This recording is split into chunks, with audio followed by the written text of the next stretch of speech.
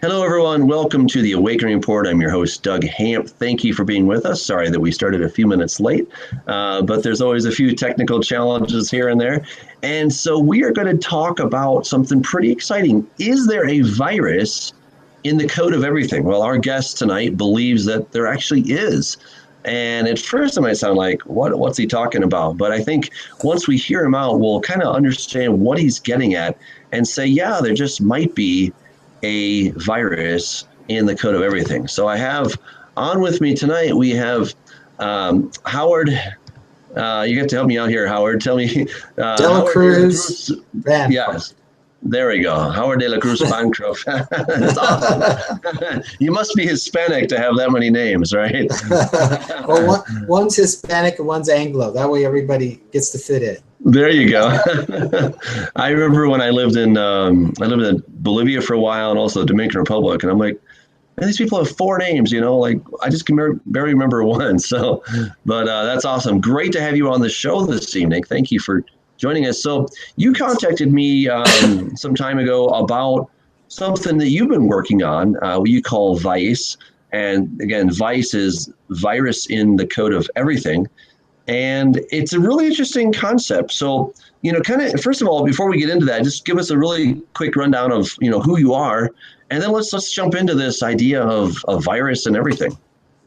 So I started off, I got my bachelor's of science in theology, and I was going to go into the Air Force chaplain program. So I went to seminary, and I've done a tour at Holloman, which is in Alamogordo, New Mexico, and a summer tour at Travis, which is near San Francisco.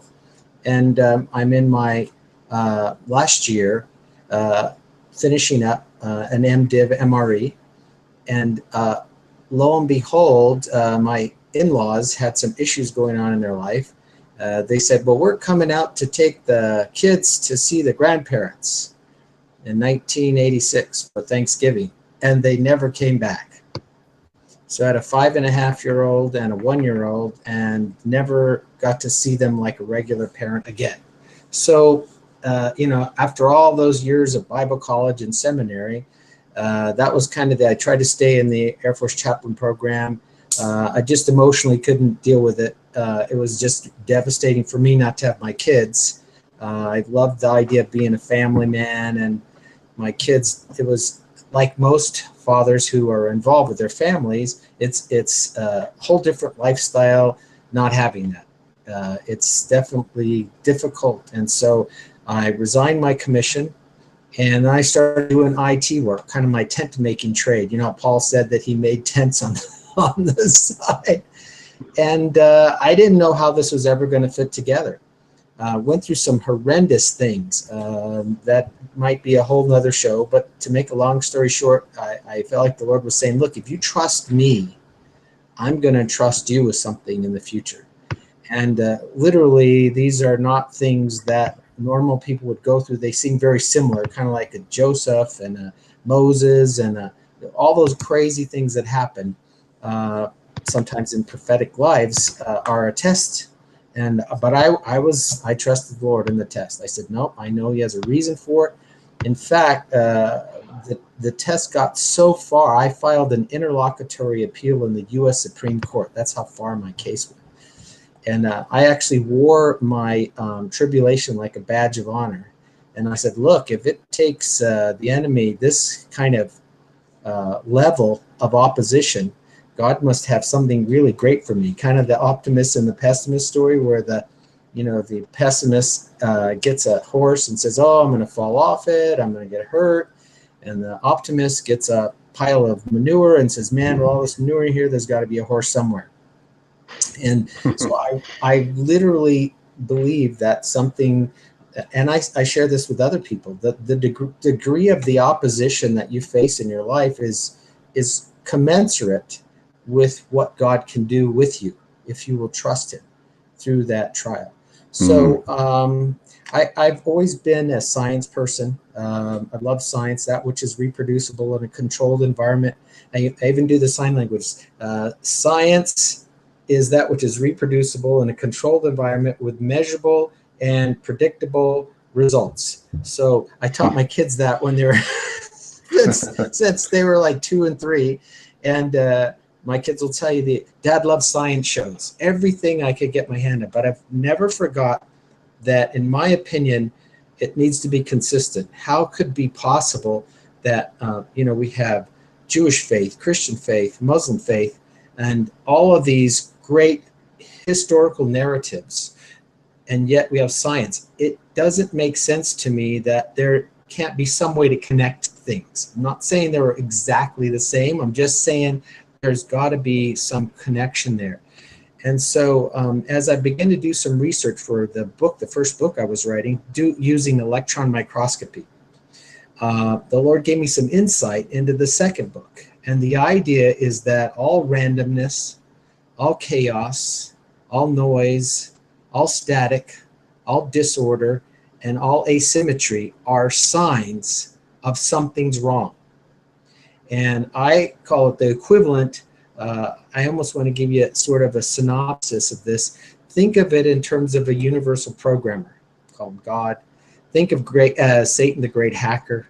And what I got is that he goes up to the universal programmer and says, hey, I noticed the code that you use is a different kind of code. You have this unlimited code that has good and evil in it. And I have this limited goody two-shoot code that only does certain things. I want the code you use. And in my mind, I hear Jack Nicholson telling him, you can't handle the code. And the reason why is because if this code is a reflection of the programmer, that means that it has the same type of construct that the programmer has, which is understanding good and evil. So I liken it to a story. Let's say you hold up something, it has potential energy, right? Potential. But when you act on it, it becomes kinetic. Mm-hmm. And I say the same thing happened when Satan wanted that code. It became kinetic. There's in IT, there's a construct, a statement that's used in programming called the if-then loop. And if you meet the conditions of the loop, then the subroutine becomes active. So it's almost like evil was a subroutine, a potential subroutine that became active because Satan met the conditions. And what does the conditions mean? He's inside the program. Mm-hmm. He's not outside it, he's inside it. And once you meet those conditions, then it becomes active. It's almost like a safety valve at the same time, because had Satan, and I don't know that it's possible that he can repent. It doesn't look like that's the case. It looks like these guys made that one big decision and that's it. But in our case, as beings, we were offered an opportunity to repent. In other words, to make multiple decisions, whether we wanted to reject what we had just accepted, because as you know, Adam and Eve did the same thing. They wanted the good and evil code. They wanted to be like the universal programmer. And so the idea is that the virus then attacks or affects the realm. Think of this as like kind of a computer program in Minecraft. They have what's called a map of Minecraft. And you, as the user person, are in charge of that world. Well, anything that happens to you affects everything in your world, because it's under your authority. That would be the legal terms, but the physical terms, meaning that everything is affected. And then the universal programmer gives a promise and says, I'm going to come into the program. And there are movies out there that I call them counterfeits. The Matrix is a counterfeit program because Neo comes into the program, kind of like Jesus would come into the program. And he's going to bring the antivirus. And you have to have this network connection, which is like a relationship. We talk about networking with one another, but it's the same term in computers. It's exactly the same. You have a relationship. You have this network connection with the universal programmer who brings antivirus, and the last virus filter is death. And if you don't have that, you don't have what we call permeability. There's permittivity, permeability. Those are all constructs that can be explained even in a computer program as electromagnetic properties. And Tesla, I think, was right. And I think that many other, Max Planck, some of the other more recent persons, the world functions, it seems to have a lot more involved with electromagnetism than it does gravity. Right now we're searching for gravitons and all that stuff, and I really don't think that's going to end up where we want to be.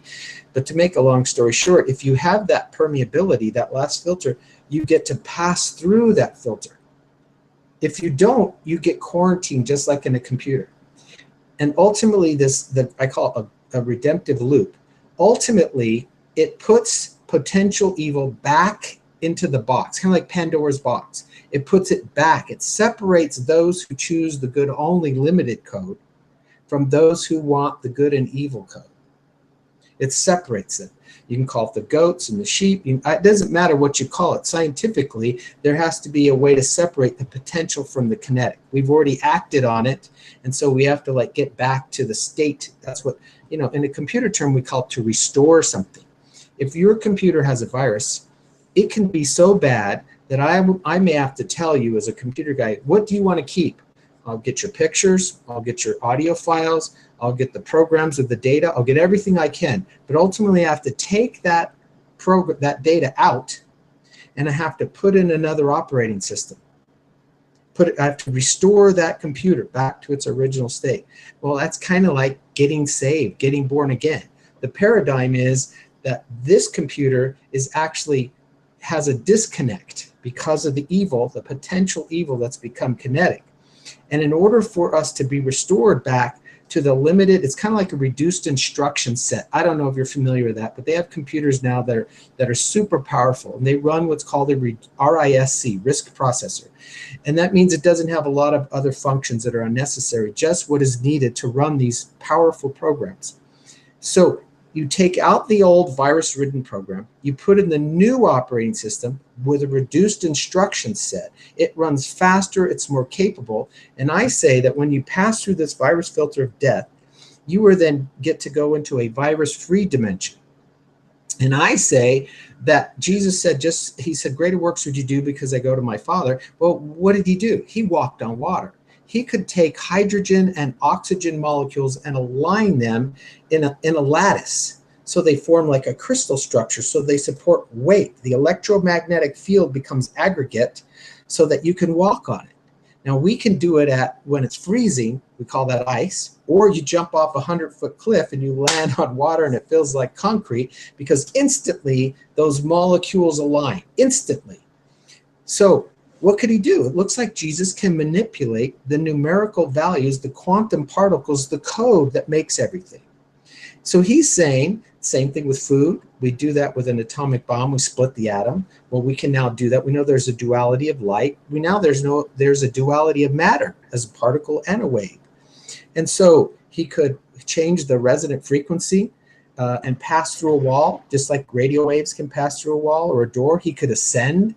Those are superpowers. So this message, in my opinion, is designed to, it has happened in this moment to reach Generation Z kids who think in terms of a digital electronic device.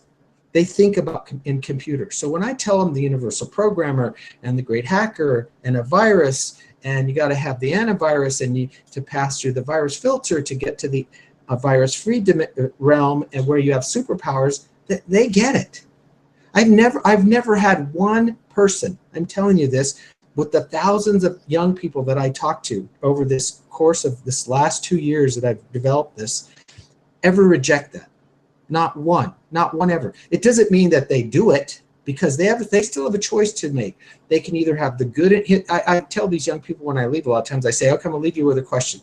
What would you rather have, the unlimited good and evil code or the limited good only code? That still is a tough question to answer, because there's still a temptation to want to know good and evil. But that's so the whole story is that the next life, you'll be entrusted with this reduced instruction set, the super powerful code to manipulate quantum particles in a virus-free dimension. And I'm turning it into a movie, so it's entertainment. If you want to make it science fiction, I don't want to get whacked by anybody by trying to come up with some strange theory. I'm just going to call it entertainment. But it's very consistent with what scientifically we understand. So for example, the big question, which comes first, the chicken or the egg? Wrong question. Code came first because it made both the chicken and the egg. It's not even relevant.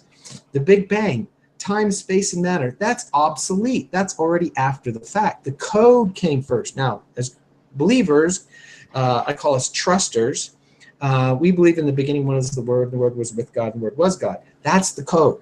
He is that. In fact, the Bible functions. Some people get, I'm not getting off the track here, but some people see the Bible as a code book.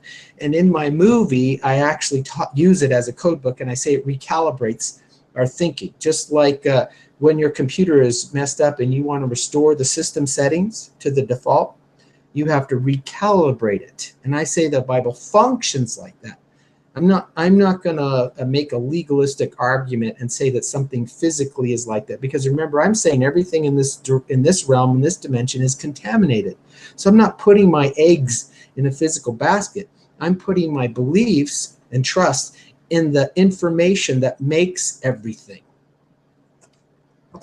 So would you like? It. I think it's awesome. Let me just offer a few thoughts on that, Sure. kind of to support what you're suggesting. I've long thought that what Paul talks about in Romans chapter 8, verse 19, he says, "For the earnest expectation of the creation eagerly waits for the revealing of the sons of God. For the creation was subjected to futility, not willingly, but because of him who subjected it in hope, because the creation itself also will be delivered from the bondage of corruption into the glorious liberty of the children of God." And when I think about how God created the earth, he created the Adamah, the dirt, right? And then he took that dirt, the Adamah, and he made Adam, right? And so then whatever happened to Adam was then spread. So Adam, of course, he sins, and he doesn't die. He like his body doesn't kick, doesn't like just drop to the ground, but death enters into his being. And I think when we understand what Paul is talking about, this bondage of corruption, let's call it decay, degeneration, whatever you want to call it, but there's a process that began the moment he disobeyed. The process of corruption and decay entered into his body.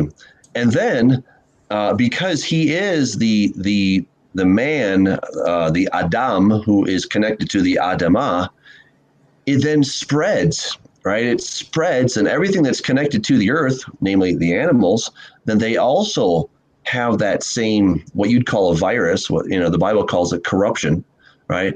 And so now everything has been corrupted as a result of what Adam did. And Paul also talks about in Romans chapter 5 how death spread to all because of the sin of one man. And then we see after the fact, when Jesus comes back, he's going to restore everything.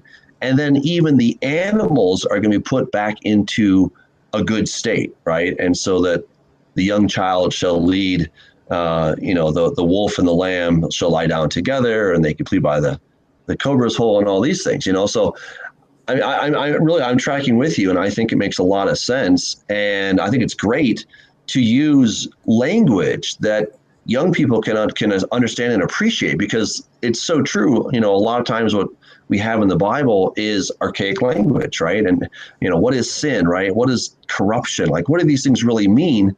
But when we can put it into our modern vernacular and say, oh, I get it. It's kind of like a computer, And what's even cooler is you're mentioning quantum physics. I mean, Max Planck and Niels Bohr. I mean, these guys understood that in the beginning was a mind, and matter came out of the mind, not the other way around. So I think you're really hitting some really important points here, and I really appreciate somebody that can actually see that, because it's funny how some people just don't want to see it sometimes, but I think this is great. So, it's really good.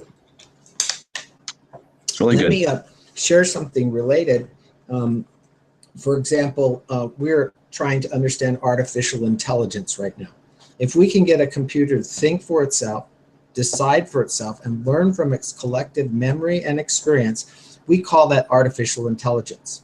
Well, there's enough people out there already who say, wait a minute, that's consciousness. That's really who we are. So that's the data the images, the sound, all that data. Remember I told you a computer that has a virus in it? That's the stuff that's taken out.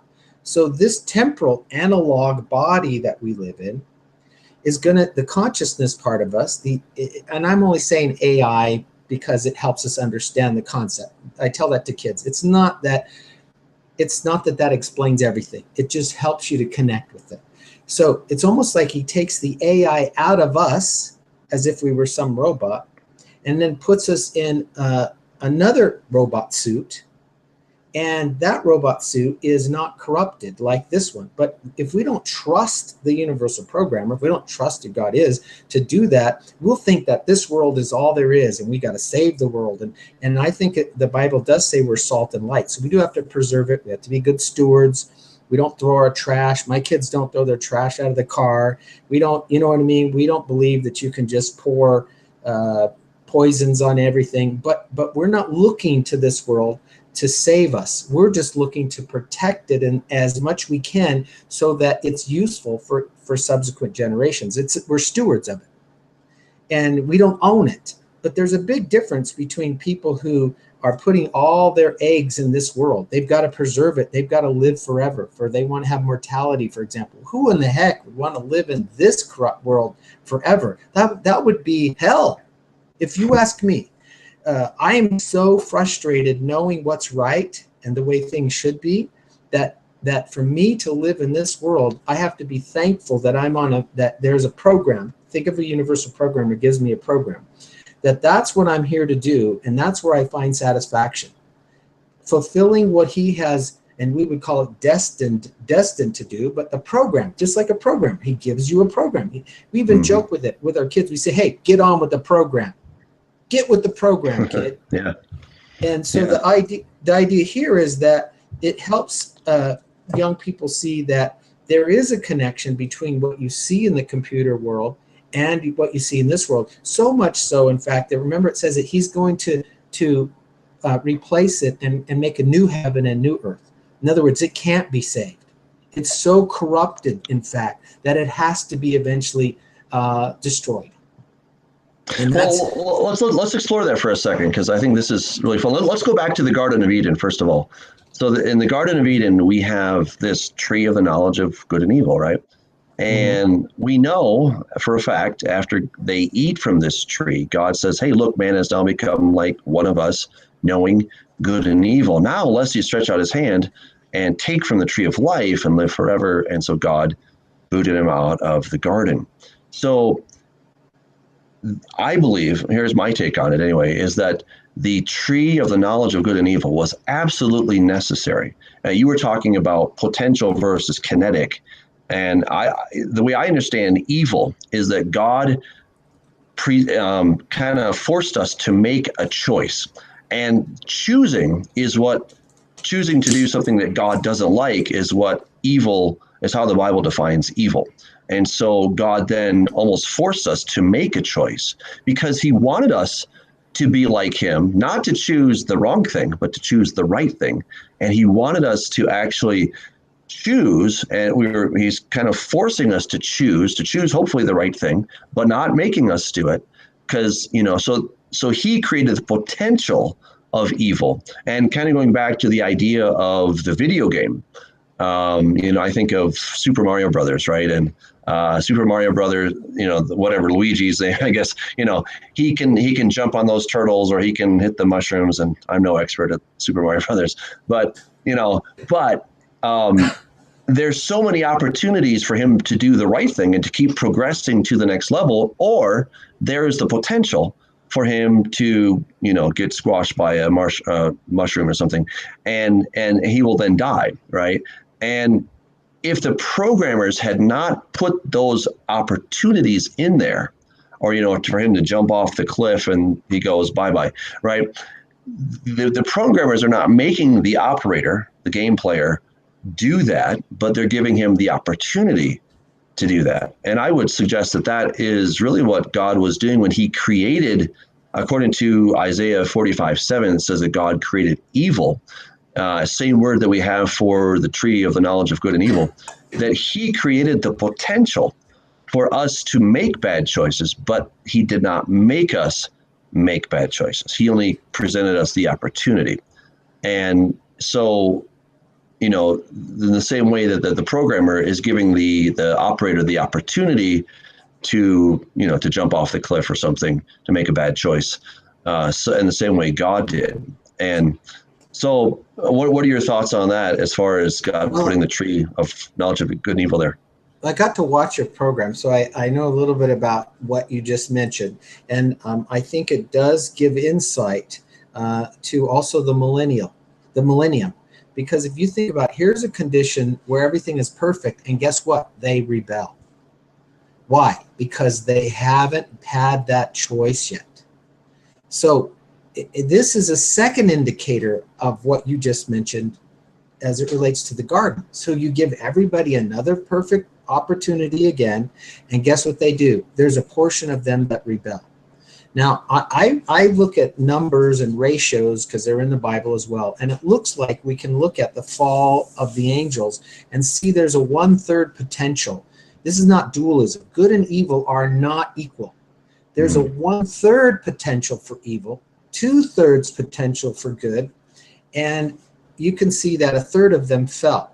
And that same construct seems to be true in the millennium, where people are still going to rebel. So there is something in the fact that you reflect the programmer, that you have to make a choice, and that's your opportunity. In other words, it's that if-then loop that's part of free will, that once you've made the choice for good, now you can have the potential for evil removed, never to come back again.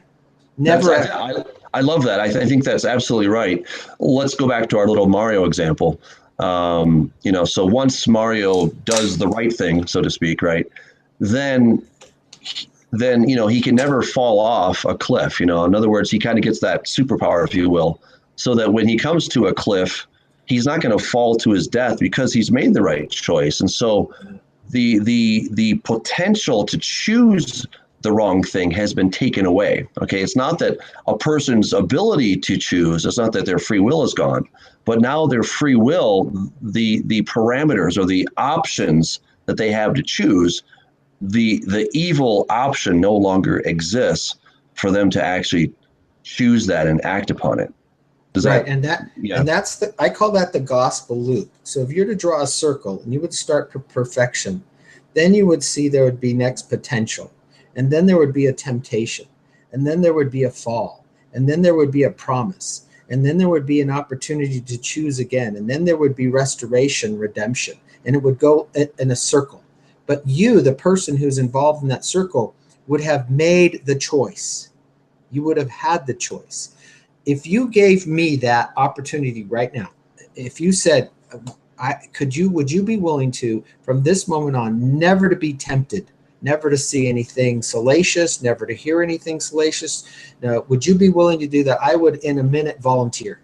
I have no desire. I don't want to know anything bad. I would give up every memory I've ever had. I don't want anything to do with it. Every bad, even questionable thing, I don't want nothing to do with it.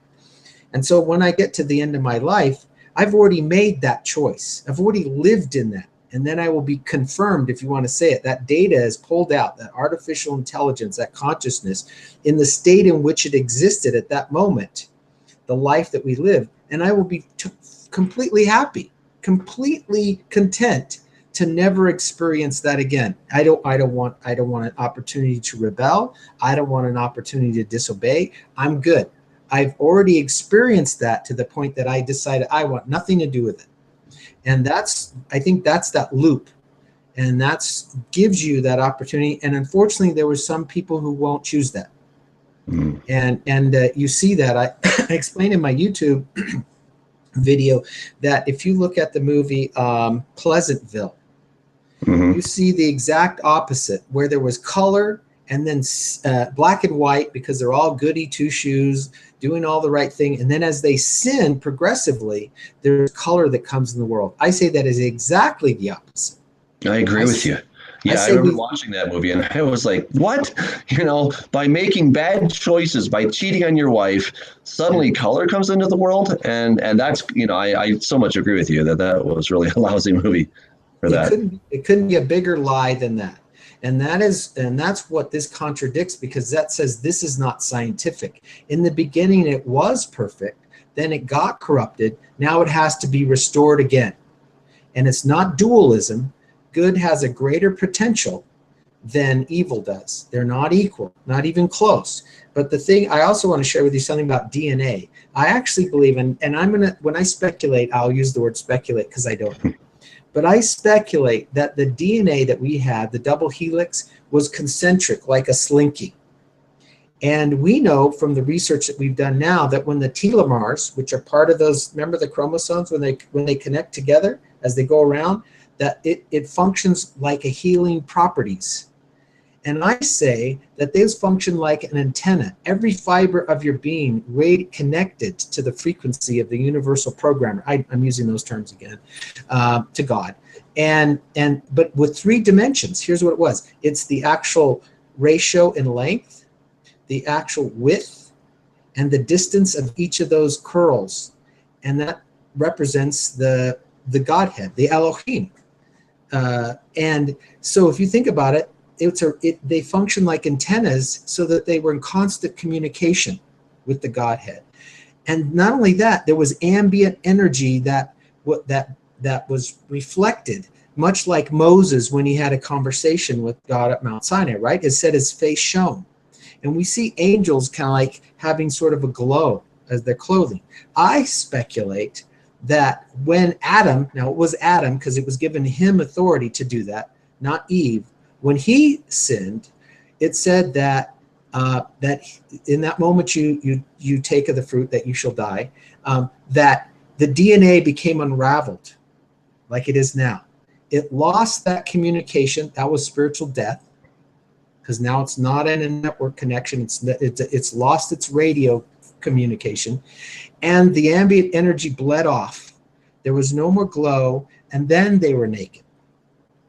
I'm tracking with you. I've not put it in those terms, but in my book, Corrupting the Image, I suggest that Adam definitely had a glow, because we've actually discovered that DNA both absorbs and emits light. And being in the presence of God, we saw that Moses was radiating light when he came down from the mountain after 40 days and nights, so that his face was actually shining. Right, but then it began to fade because he did not remain in the presence of God. And it's interesting, though. I'm not really sure. I've kind of suggested that maybe God or Adam lost the Holy Spirit, which is why Jesus breathed into the disciples after the resurrection, and that was the first time since Adam that any man had the Spirit indwelling inside of him. But maybe there's something to what you're suggesting, that that the DNA had some other property to it, some radio transmitter, if you will, and that was the actual connection to God. We may never know exactly, because we're talking about things that are hard to measure without any instrumentation. We're looking at the text, and we're trying to understand it in a way that kind of makes sense to us. And so I appreciate that. But I totally agree that they glowed, and we are going to glow when we get our new bodies, which is going to be seriously cool. Yeah, and what I like about this too is that each person that hears this, now that you understand this, the virus and the code, and how it's kind of like a computer function, you're going to have insight that I don't have. You're going to be able to then use that knowledge and explain it, find new things that are more meaningful. You're going to see things I don't see. I'm totally good with that. I'm only going to see what I know. That's what the body of Christ is about, right? The eye, the ear, the hand. But that's why this message is so important. At the church where I attend now, there's a man who explained this to the youth group, the youth pastor, and I had already explained it to him, and he didn't get it. But when this other fellow explained it to him, and I have explained to him, he got it, if that makes sense. And I think that is reasonable to assume that there are things that you're going to say, especially with regards to Holy Spirit. I think those are unique factors that computers can't explain everything, if that makes sense. There's going to be limitations of what we call analogies, models, but they do help reach people. And so my purpose is that these young kids need to be reached with this analogy like C.S. Lewis or J.R.R. Tolkien used. And I want to give you a perfect example. So this weekend I was at Calvary Chapel in Barstow, California with Pastor David Henry. And we were visiting afterwards talking. And I had read some articles, and if I offend anybody, I don't mean to. That's not my purpose. But I read some articles about Levi Lusko wants to start something called the Skull Churches. Did you hear about that? I've not heard about that, no. Yeah, and he was explaining why he does it, that it's the Golgotha and, it's a skull. But if you understand this virus in the code, you realize that the skull is a personification of the corruption and death that entered into this world, into this program, because of sin. And it was Satan's attempt to mock Jesus, to have him on Golgotha, a skull, to laugh at the Creator, to say, look what I've done to your creation. Look what I can do to them. Much like, I don't know if you've ever had the opportunity, I don't know, that's really not a good word, but if you've seen the World War II Holocausts of all those bodies being bulldozed, I literally could cry. So I don't want to do that because it's horrible. Something inside you says this is wrong. I've been to the Holocaust Museum, several Holocaust museums, and yes, it's very moving.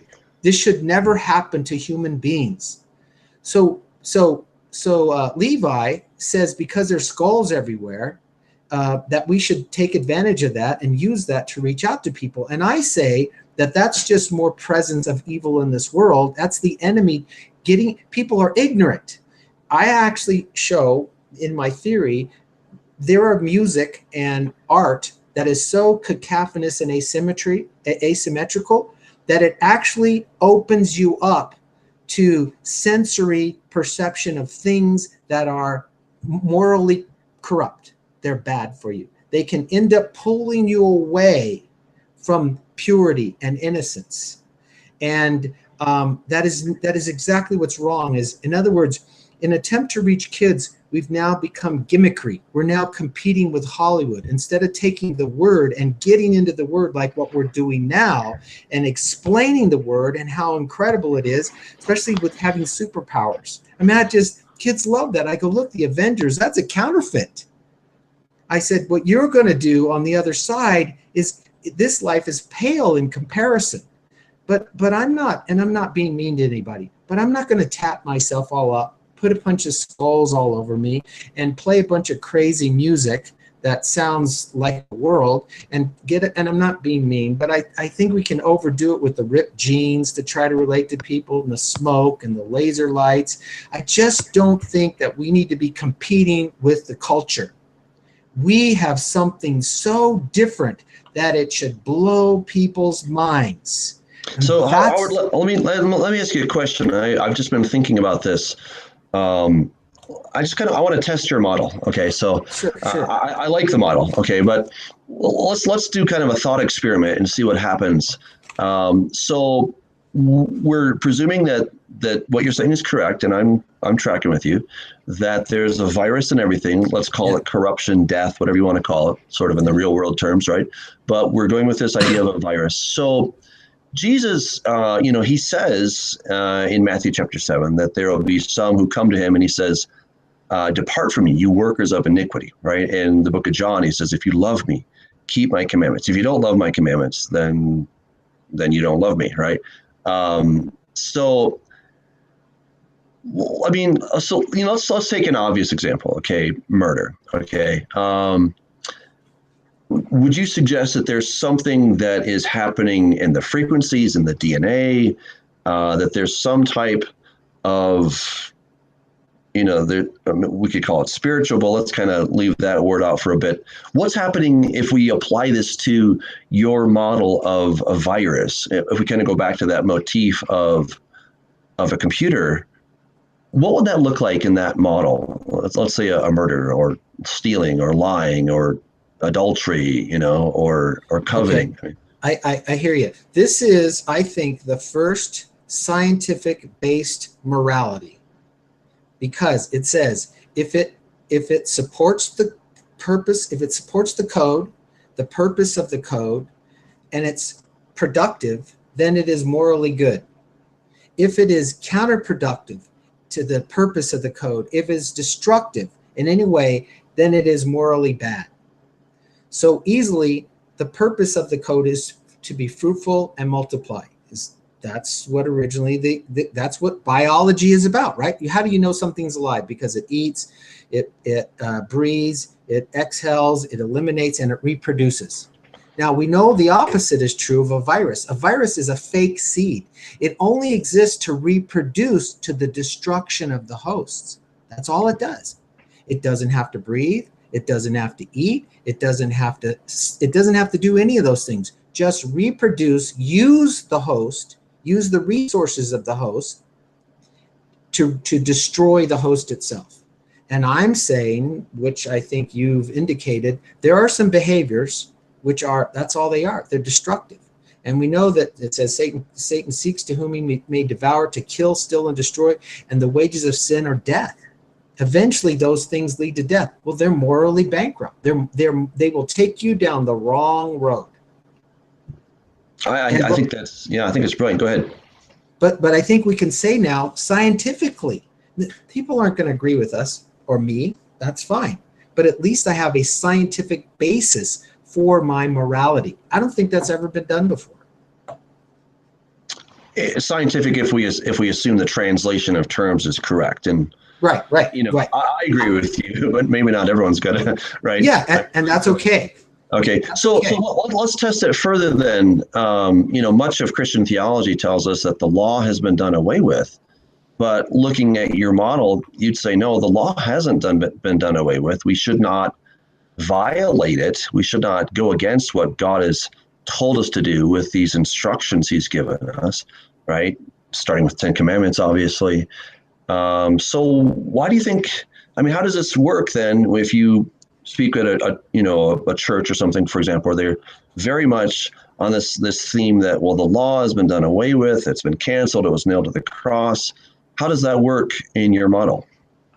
Well, unless you can show that there's some essence of the law that is counterproductive, unless you can show that there's some basis for it being replaced, just like a code, a computer program, and then you write a new part of the code and you add to it, unless you can show that there is something wrong with that inherently, then it still exists.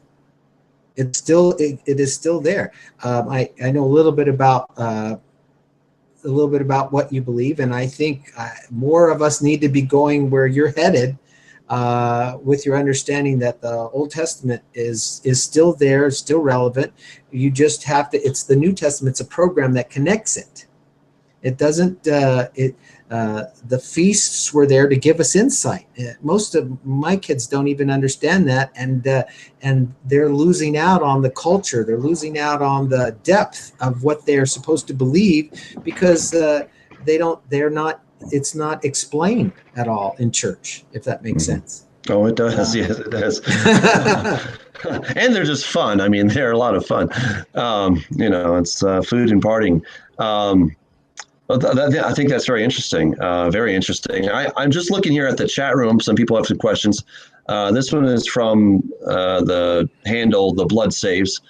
He or she asks, even though I fear the Most High, I keep going back to my sins like a dog to its vomit. I feel that I've lost my salvation, ? Any thoughts, anything you might want to add? Yeah, I would say emotions, you have to be very careful. Because if we talk about artificial intelligence in terms of what we think and decide and learn, we have to tell ourselves, we have to take authority and control over what we think. There's a term in computers where we call something a zombie. A zombie is a computer where the operator didn't manage where he went, what sites, and eventually got malware. And eventually that computer became so corrupted that it's remotely operated by somebody else. The actual local operator loses control.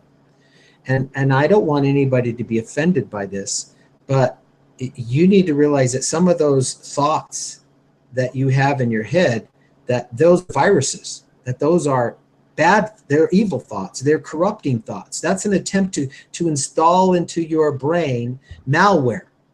And you must reject that site. It doesn't matter how nice the person comes online and says, hey, be my friend. You're like, I don't care. I don't care if it's some handsome man or some beautiful woman. After a while, after you've been on a computer, I can spot a fake Facebook request easily, and I report them.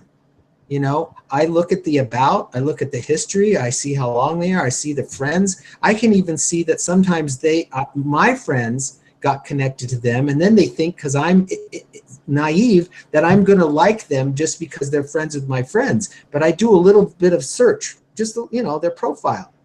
It's a fake account. So those messages that this person is getting, that's a fake account trying to infiltrate, to try to remotely connect, to try to make them a zombie. And so you reject that. You think, I put the word, and this is, I never sin. I never sin when I'm trying to memorize scripture. Never. I've never sinned when I was trying to memorize scripture. Never. I've only sinned when my mind wandered and I wasn't diligent and I wasn't controlling what I thought and what I decided and what I learned. But if you do that enough times, if you exercise, then you can control those things, and you can reject the friend request from the malware, if that makes sense. The thoughts from the fake friends, which emotion is a fake friend, in my opinion. You've got what you think, what you decide, and what you learn. Your emotions are after that. They're number 4 on that. And because we live in this virus-ridden world, you cannot trust them. Emotions are corrupted. That's why it says the heart is deceitful and wicked above all things. You don't trust your heart. You trust what the word says. And you think about that, and you decide to follow the word, and you decide to learn from the word. Then your senses are exercised to discern both good and evil. But right now, that person is saying they're having, and I don't want to be misunderstood. They're saying they're having difficulty discerning between good and evil, because clearly those thoughts about their sin are wrong, because the word says that if you're faithful and just, that if you confess your sin, he's faithful and just to forgive you. That's what you put in there. That's the correct program that you run. Don't let a fake program come in there and embed some malware. Reject it. And you become a person of authority, but first you have to be authority over yourself, if that makes sense. It sure does. I think it's great.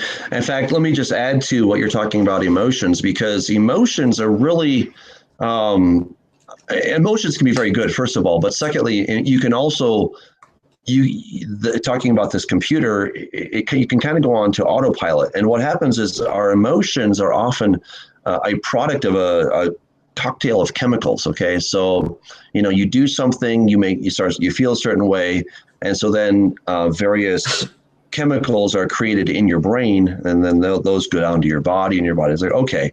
And after a while, if you continue in that particular lifestyle, maybe it's lust, for example, okay, and then you start to have this particular emotional response that goes with that, and then your body gets used to it and says, okay, this is what we call normal.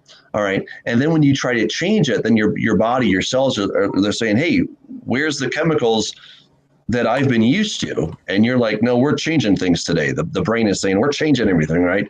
And the cells are like, no, I don't think so, right? I want those chemicals right now. And so then you start to feel down because your cells are not getting the chemicals that you've been feeding them, because you've been addicted to whatever it may be.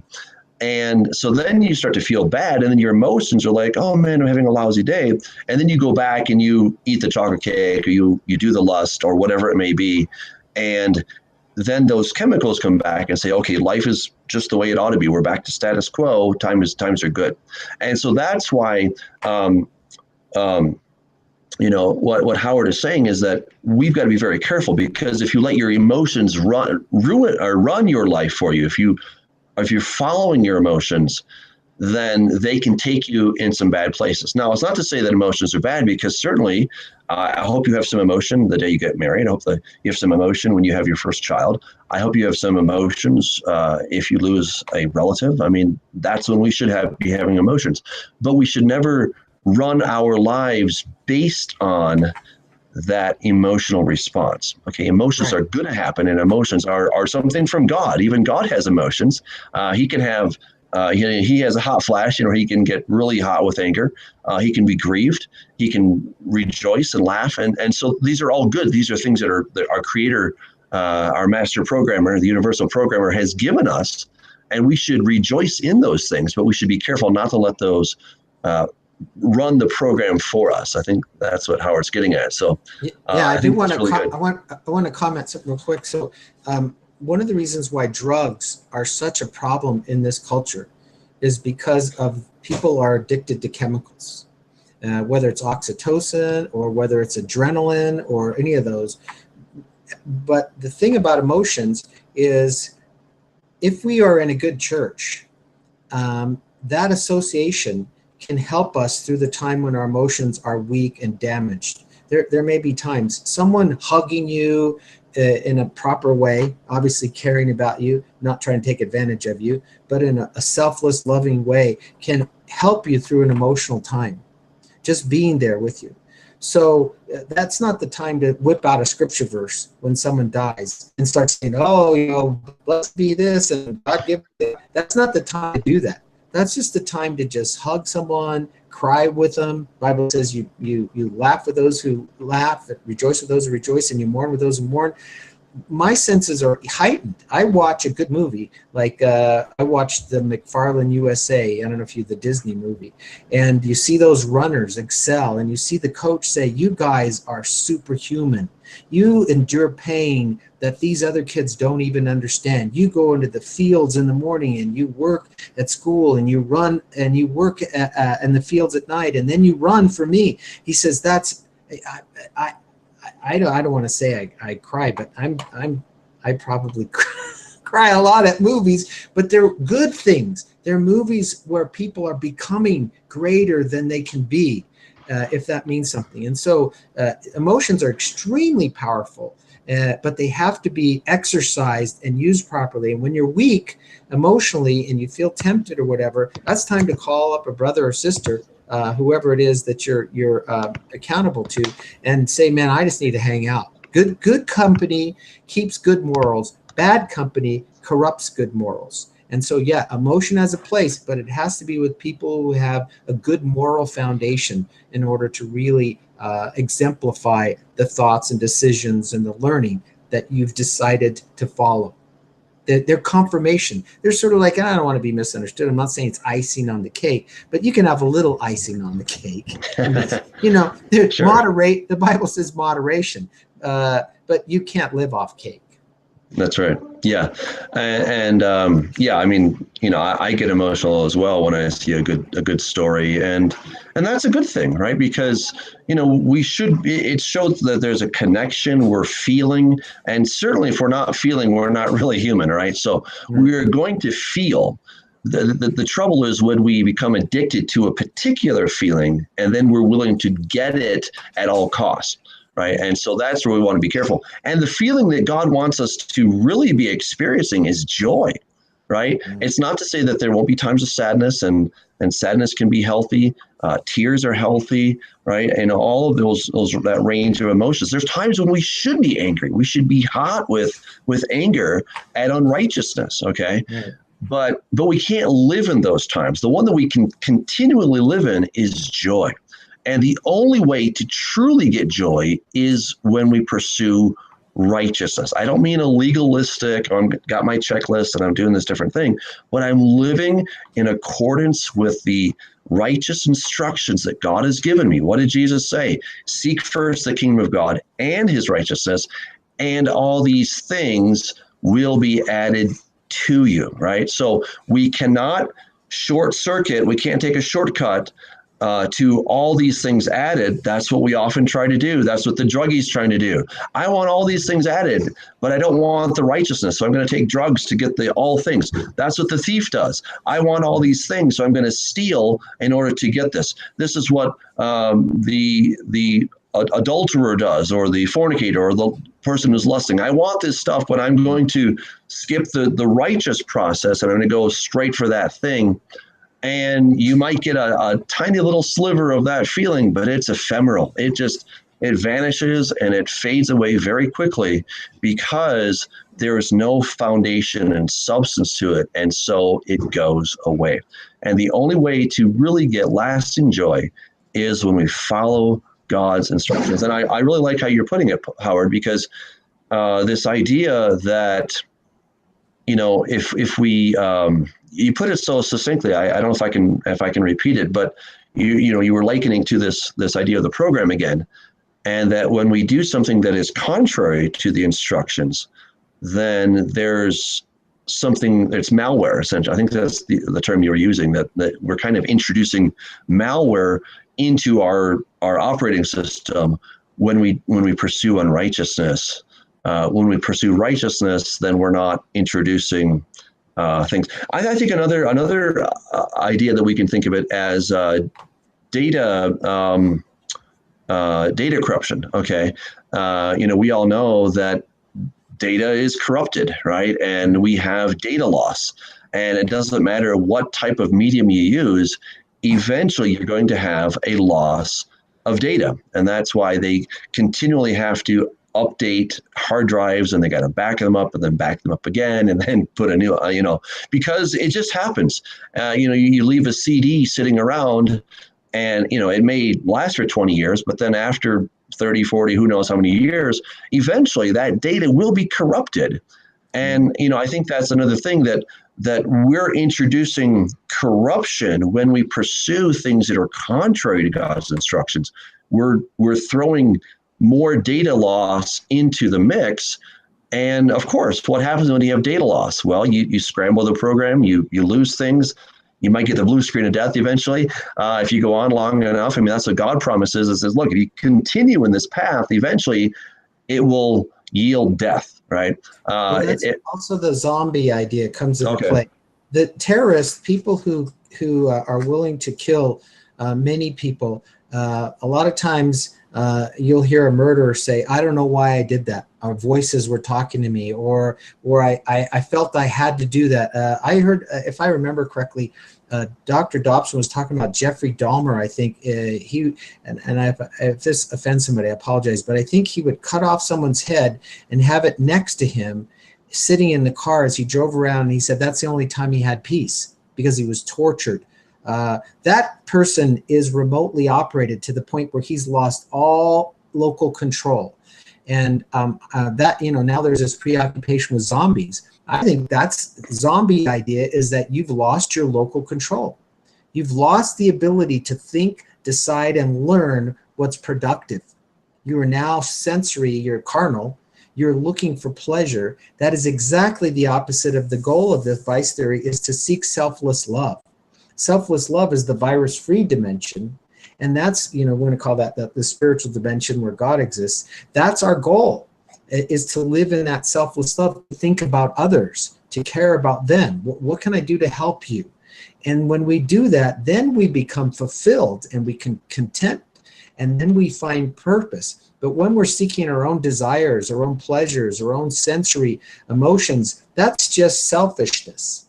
That is clearly this realm, and that's clearly corrupted. Wow. So there's kind of a little conversation going on in the chat room. One person has suggested the question, is God the code writer, Yeshua the hardware, and the Holy Spirit the software or the program? What are your thoughts on that? I got to say, those are great ideas. I remember I was telling you people are going to run with this. Mm-hmm. I know what I know. And now that they said that, I'm going to write it down and I'm going to see if it is. I don't really know. Sorry, I was just thinking back to the Matrix, and it's interesting that Neo met all the people in the Matrix, and they were just programs, I mean, they were sentient programs, but they were programs nevertheless. And it's just kind of an interesting idea. And you had good programs and you had bad programs. You had powerful programs and others. And then, of course, when Agent Smith in episode 2, he proliferates, right? He's become this virus.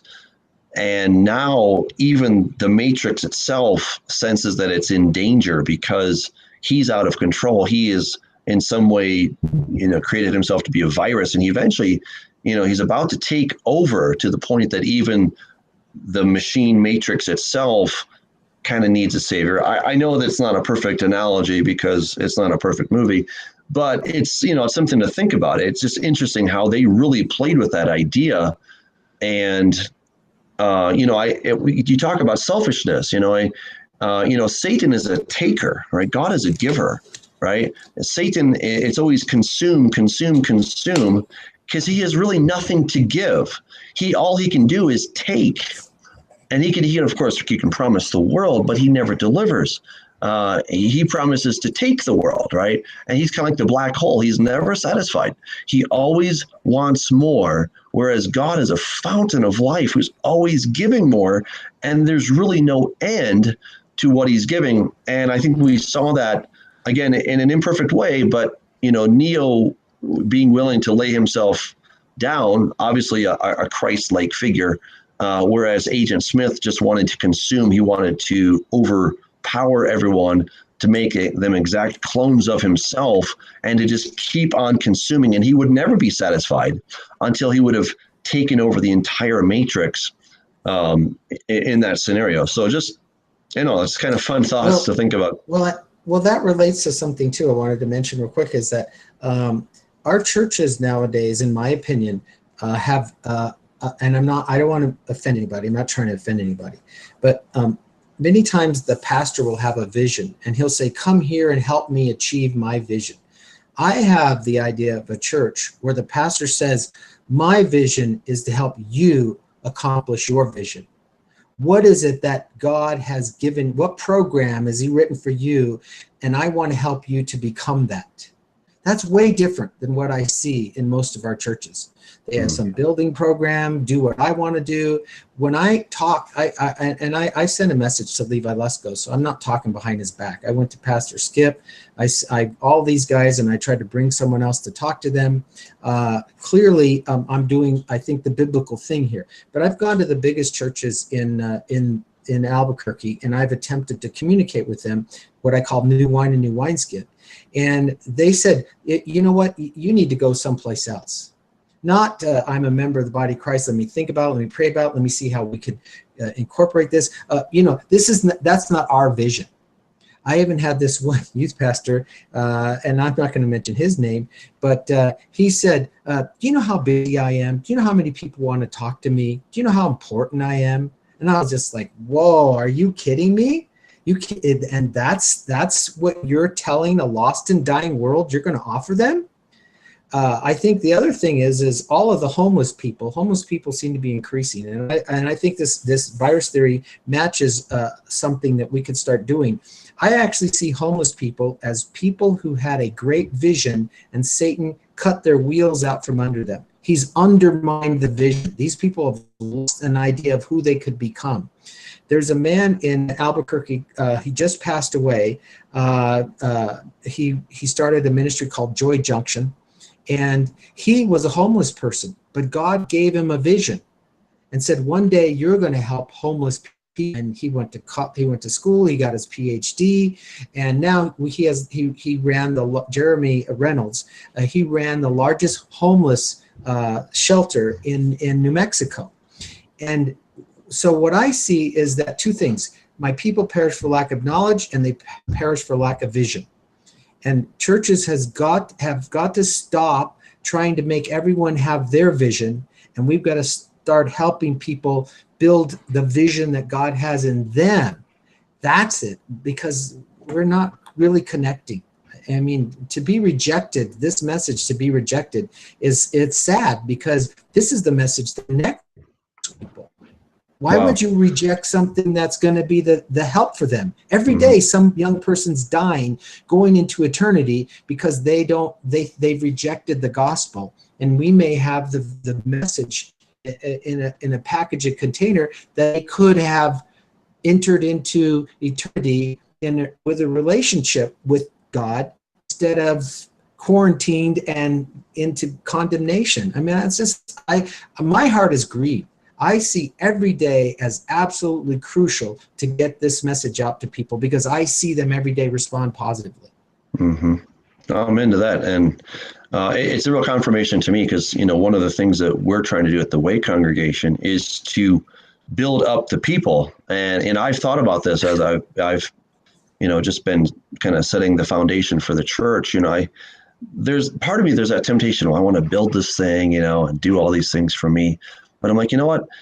If I will take care of the people, then I'll be taken care of, right? And I think we can lose sight of that. We can say, well, I've got to take care of number one, right?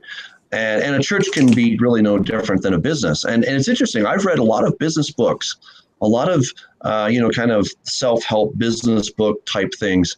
And I remember one, I think it was called the Enlightened Way to Well, I forget what it's called. Something millionaire. Okay. But the point that the authors are making is like, look, when you will take care of other people, when you'll take care of the people in your organization, then your needs will be taken care of, right? And so be that kind of leader that is putting others first, and then it becomes a win-win situation versus a win-lose situation. And I have to agree with you. I think there's a lot of churches that, and obviously there's some real obvious ones, right? Where you've got the guys that are on TV and they're like, help me get my $35 million jet. All you got to do is send $300 for me and we'll get it, and then God will do this great thing, right? I mean, that's completely fleecing the flock. It's very selfish. Yeah. And, rather than it being a win-win situation where he's there to help them achieve their goals. And as they achieve theirs, then, it'll come back. But, the selfishness runs deep, sadly. And I think that's really the key. Selfishness, right? It's all about self versus giving. Right. So the verse actually says, pray for one another that you may be healed. So that's the emphasis is on helping others. It doesn't mean that you don't wash yourself, brush your teeth, we're not saying you got to exercise, take care of yourself. We're not talking about that, but we're talking about caring for someone. And that means not ignoring someone when they have a need. And that is definitely selfless. And so I think that's what I hear you saying. And I believe that that's the kind of churches that we need is you come to my church and I will do everything I can to help you fulfill God's vision for your life. I don't hear that. I just don't hear that. Yeah. Sadly. Sadly. Well, I know. Anyway. I wish I lived where you live. I'm sure I'd be at your church. That'd be fun. We'd love to have you. Yeah, I would love to have you. So, well, boy, Howard, this has really been exciting. Just before we wrap up here, just tell us really quickly about the movie idea that you're working on and what's your vision for that. Well, I have an agent, I have a producer. It just happened to work out. We're now in the midst of trying to negotiate terms. The first offers are obviously not going to be, they're always going to lowball and some people even want you to give them money.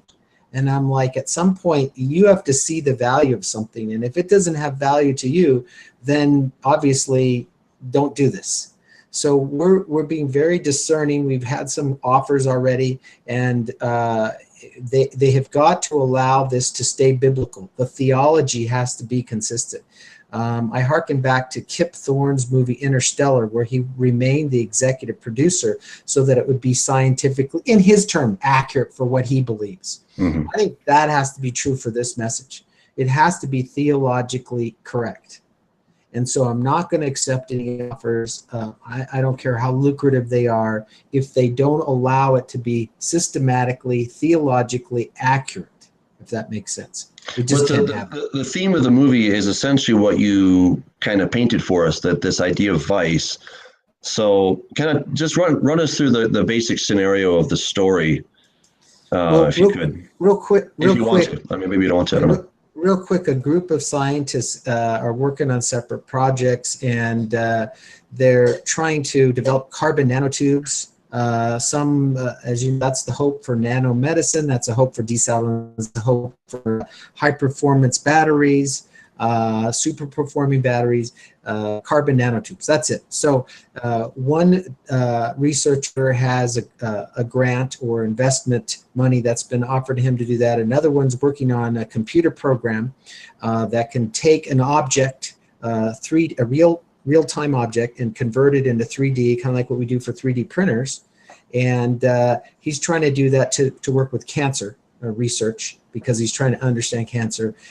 So these three scientists run into this problem. The first one, they develop these carbon nanotubes. They grow them in a environment, scientific environment, and they're trying to control whether they'll be conductors or insulators, because the electrons will flow either one direction or the other.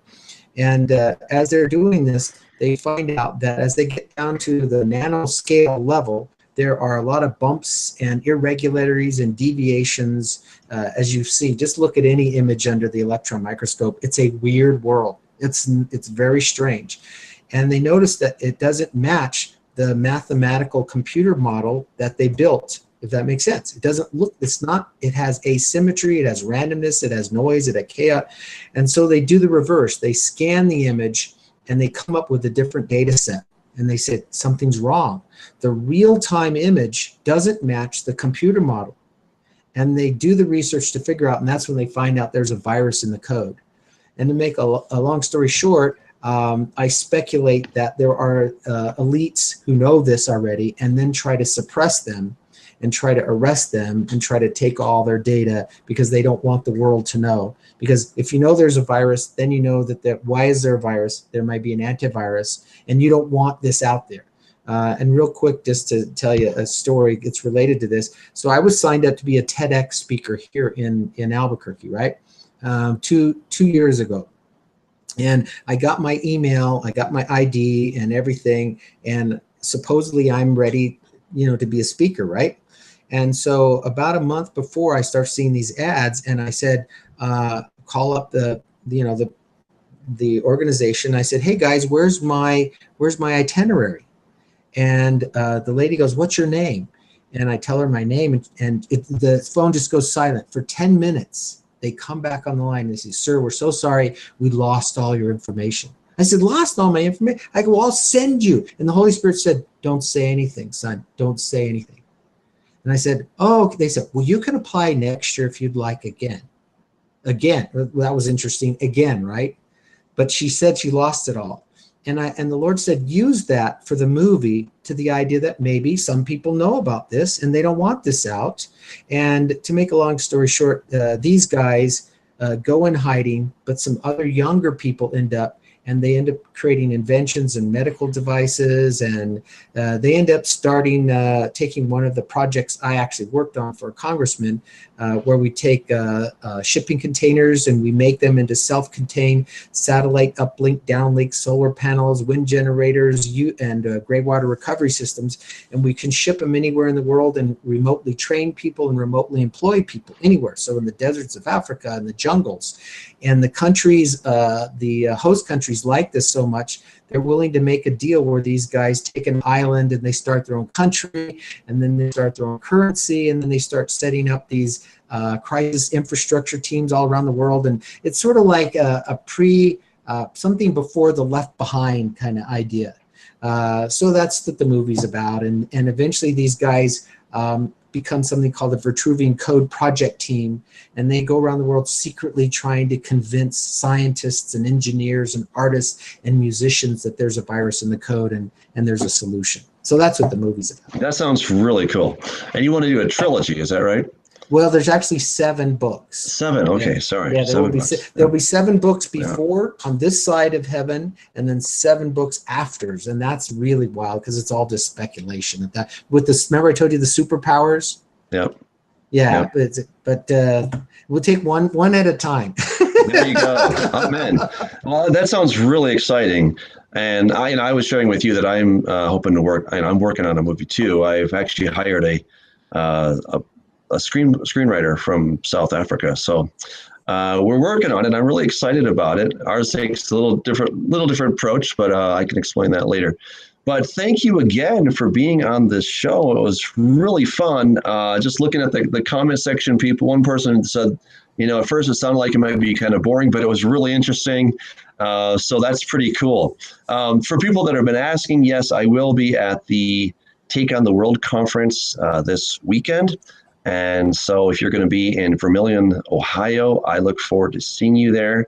I have 4 different talks. One is going to be on the Trinity. Another is on the one that I just finished, which is haunted theology.